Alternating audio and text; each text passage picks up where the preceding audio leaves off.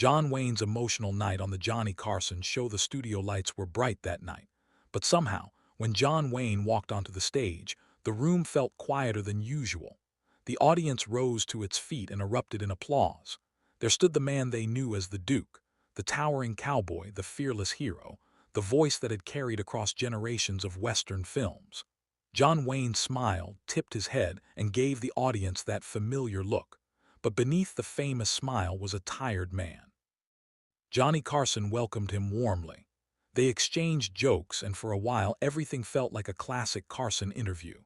Wayne talked about movies, horses, old Hollywood, and the adventures that had made him a legend. The audience laughed, Wayne laughed too.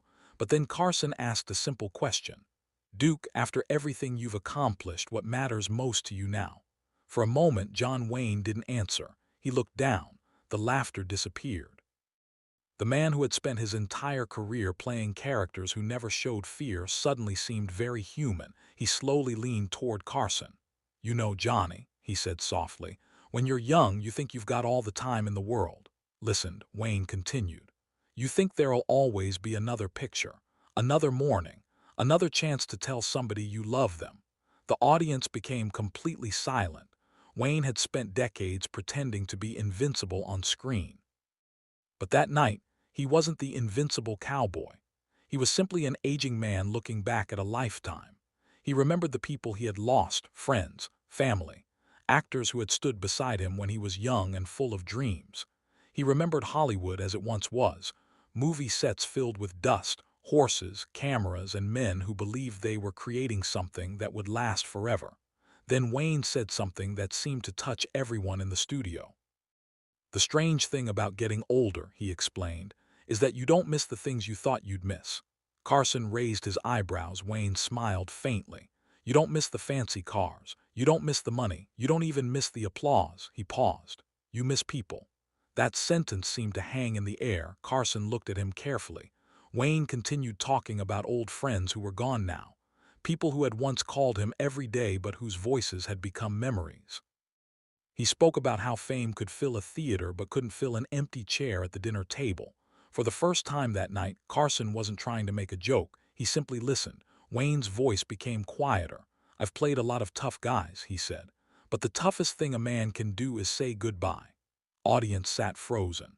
There was no dramatic music, no movie script, just John Wayne and Johnny Carson sitting beneath television lights talking about life. Wayne looked toward the audience. "Been lucky," he said. "I've had more than most men ever get."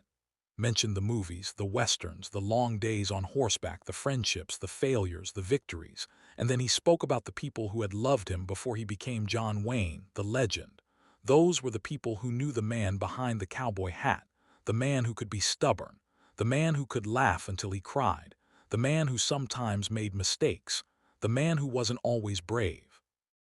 Wayne said that when he looked back at his life, his greatest memories weren't the premieres or awards. They were ordinary moments, a family dinner, a conversation late at night, a friend telling a stupid joke, a child running toward him, a quiet morning when nobody knew where he was. Those were the moments he treasured. Carson finally spoke. "Duke, do you ever wish you could go back?" Wayne thought about it, then he shook his head. "No," smiled. "Not even for one day." Wayne looked at him. "Maybe one day," he said. "Just to see some of the people again." That answer changed the mood completely. Wayne wasn't talking about fame anymore. He was talking about love, the kind of love that survives after people are gone. He sat there for a moment, staring into the distance. Then Carson gently asked him what advice he would give to young people. Wayne didn't hesitate. "Don't wait." Looked at him. Wayne explained that people often spend their lives waiting for the right moment, waiting to call somebody, waiting to say, "I love you." Waiting to forgive, waiting to spend time with family, waiting for tomorrow. But tomorrow, Wayne said, isn't promised. The studio remained silent, then he smiled. "If there's somebody you love, tell them tonight." Audience applauded, but it wasn't the loud applause from earlier. It was softer, more emotional. People weren't applauding the movie star anymore, they were applauding the man. Johnny Carson reached out and shook Wayne's hand. The gesture was simple, but it said everything. Two legends sitting together, one listening, one remembering. And for a brief moment, millions of viewers weren't watching television. They were watching a human being reflect on a life that had become larger than the man himself. Wayne eventually returned to humor. He made a joke. The audience laughed, Carson laughed, and the tension finally lifted. But something had changed. Everyone knew they had just witnessed something rare. John Wayne had spent his life playing heroes who rode into the sunset without looking back. But that night, sitting beside Johnny Carson, he looked back, not with regret, with gratitude. He had known triumph, he had known failure, he had known friendship, he had known loss. And after all the years, all the films, all the applause, he understood something simple. A man's greatest legacy isn't the number of people who know his name. It's the number of people who remember his heart. As the interview ended, the audience stood once again. Wayne rose slowly. He adjusted his jacket, gave Carson a warm smile, and turned toward the crowd. For a moment, the legendary cowboy seemed larger than life again. Then he tipped his head. The applause grew louder. John Wayne smiled. And somewhere beneath the bright studio lights, behind the famous face and the legendary name, was simply a man saying goodbye to another night. A man who had learned that even the strongest heroes eventually grow old. A man who understood that time takes everything except the memories we leave behind. And perhaps that was the most emotional part of all, because John Wayne didn't need a horse, a gun, or a movie set to be a hero that night. He only needed to be honest. And Johnny Carson gave him the space to do it. Years later, people would remember the films. They would remember the cowboy hat. They would remember the deep voice. They would remember the Duke. But those who watched that emotional conversation remembered something else.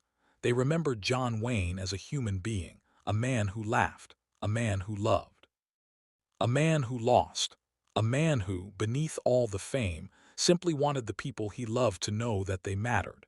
And perhaps that is why the memory of John Wayne continues to live on. Because legends may disappear from the screen, but the feelings they leave behind can remain forever.